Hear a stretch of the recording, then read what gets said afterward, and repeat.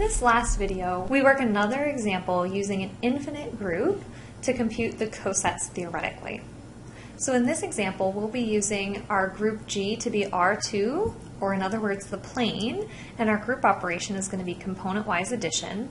And the subgroup that we will be considering is the collection of points of the form x, 2x, where x is any real number. Or if you think about this subgroup geometrically, this is the equation of a line with slope 2 that happens to pass through the origin, which is the identity of our group. Our example is to compute the left cosets of h and g, where again I'm going to be expressing things as left cosets, but that adjective left is not particularly important here, as we are again dealing with an abelian group where our left cosets and right cosets are exactly the same. Let's again begin with an example where we pick an arbitrary point, 3, 5, which is not on the line y is equal to 2x that passes through the origin. And when we write down a formula that would describe this set of elements, we find that the first component should be x plus 3, where x is any old real number. And then the y component should be 2x plus 5, where that x in the x-coordinate is the same as the x that's appearing in this y-coordinate. Now, as it stands right now, this coset is descriptive, but not particularly visually helpful.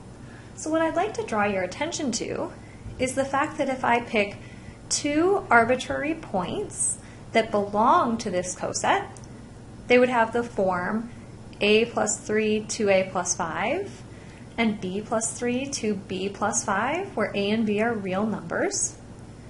What happens if I compute the slope between these 2 points?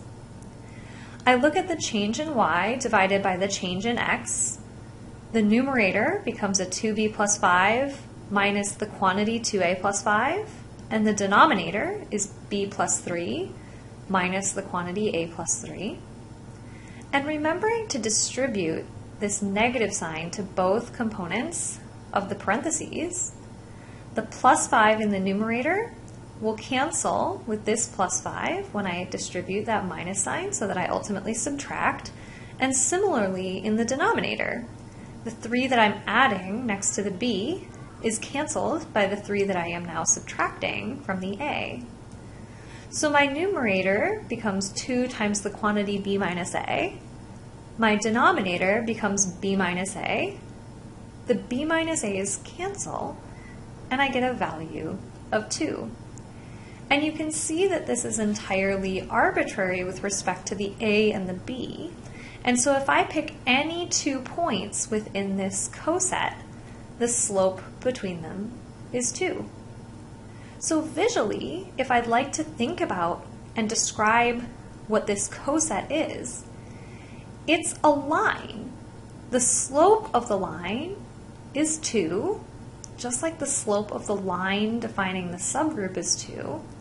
However, this line does not pass through the origin. This line passes through the point 3, 5.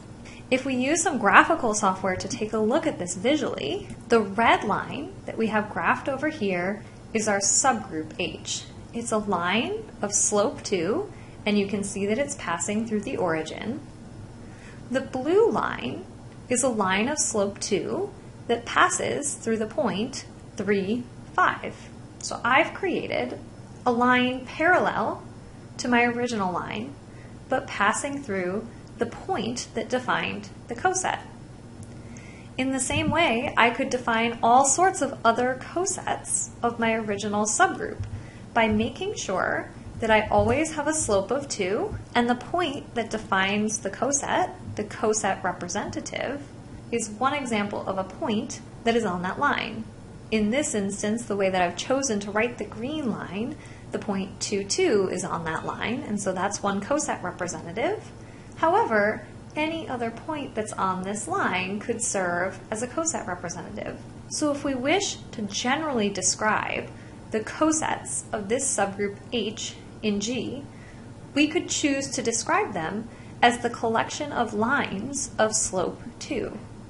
and that would classify all possible cosets of H and G.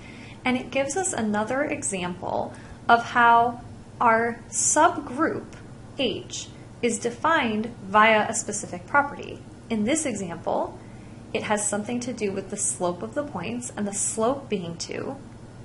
And our cosets try their best to mimic that same property. All of our cosets are collections of points that form a line having slope 2. They just travel through different points in the plane. Since this subgroup, having slope 2, can only pass through the origin, it cannot pass through an arbitrary point. And again, we see our cosets mimicking the property of our subgroup and partitioning our group in a natural way.